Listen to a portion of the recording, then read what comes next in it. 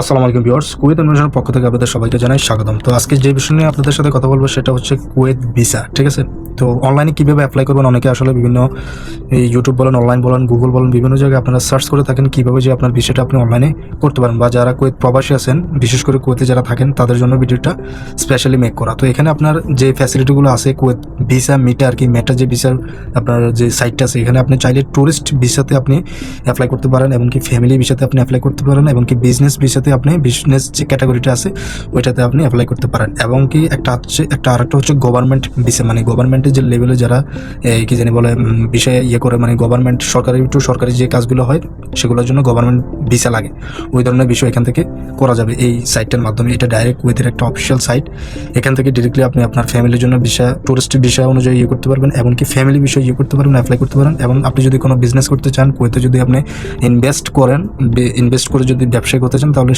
সেটারও আলাদা একটা ভিসা প্রসেস আছে। তো চলুন শুরু করা যাক। আমি আমার ল্যাপটপের স্ক্রিনে আমি ডিরেক্টলি দেখিয়ে দেওয়ার চেষ্টা করবো। এখানে আবার আরেকটা হচ্ছে কি, এখানে বর্তমানে টুরিস্ট ভিসাতে প্রায় 95,000 ভিসা অ্যাপ্লাই মানে ইস্যু করেছে তারা 2025-এর ভিতরে। ফ্যামিলি ভিসার ভিতরে 74,000, ঠিক আছে। আর বিজনেস ভিসা টোটাল 25,000, এবং গভর্নমেন্ট যে ভিসাগুলো তারা ইস্যু করেছে টোটাল 6,000 ভিসা। তো টোটাল দেখতে পাচ্ছেন খুব ভালো ভিসা ইস্যু করছে তারা। তো আমি আসলে ডাইরেক্ট আমার যে ল্যাপটপের স্ক্রিনে আছে আমি সেখানে দেখিয়ে দেওয়ার চেষ্টা করবো। তো চলুন শুরু করা যাক। দেখলে আমার যে ল্যাপটপের স্ক্রিনটা আছে ওখানে আমি এখানে চলে আসছি। তো সাইটটা হচ্ছে কুয়েত ভিসা, দেখতে পাচ্ছেন। চাইলে আপনি আপনি অ্যাপ্লিকেশনও আপনি গুগল প্লে স্টোর থেকে নামাতে পারেন, অ্যাপল আইডি থেকে নামাতে পারেন। তো এখানে দেখতে পাচ্ছেন apply for your visa in a few simple steps, ঠিক আছে। মানে কয়েকটা ধাপে আপনার যে মনে করেন বিভিন্ন যে ভিসা আছে, যেমন এই যে টুরিস্ট ভিসাতে আপনার কয়েকটা ধাপে আপনি অ্যাপ্লাই করতে পারবেন, ফ্যামিলি ভিসাতে অ্যাপ্লাই করতে পারবেন, বিজনেস ভিসাতে অ্যাপ্লাই করতে পারবেন, গভর্নমেন্ট ভিসাতে আপনি অ্যাপ্লাই করতে পারবেন, ঠিক আছে।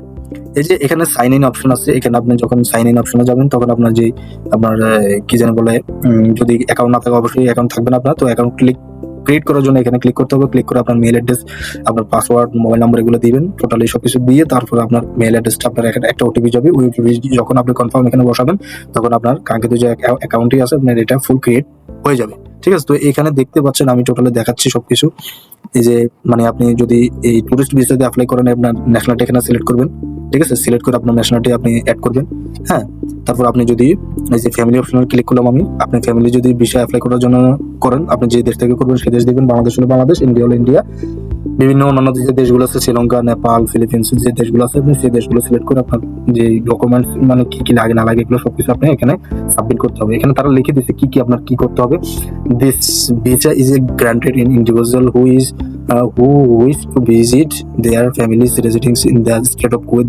This is visa usually required family member residing in the host country to submit a request to visit their family members. Visits may include family guarantors of personal corrections depending on the terms and conditions, ঠিক আছে। এখানে সবকিছু তারা বলে দিচ্ছে কিভাবে কি লাগবে কি না লাগবে সবকিছু তারা বলে দিচ্ছে। এই যে এখানেও সেম একই কথা তারা বলে দিচ্ছে, ঠিক আছে।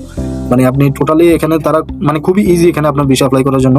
তো অনেকে আসলে দ্বিধাদ্বন্দ্বে থাকেন বা বোঝেন না, বা দেখা যায় আপনার কম্পিউটার বা অনলাইনে কাজ করার নলেজ থাকার পর অনেকে দেখা যায় বিশ্বস্ত কোনো কিছু না পাওয়ার কারণে, বা বিশ্বস্ত মানে সাইট অনেক সময় দেখা যায় আপনার অনেকে ভুল ইনফরমেশন দেয়, বা অনেক সময় অনেক খারাপভাবে আপনাকে করে।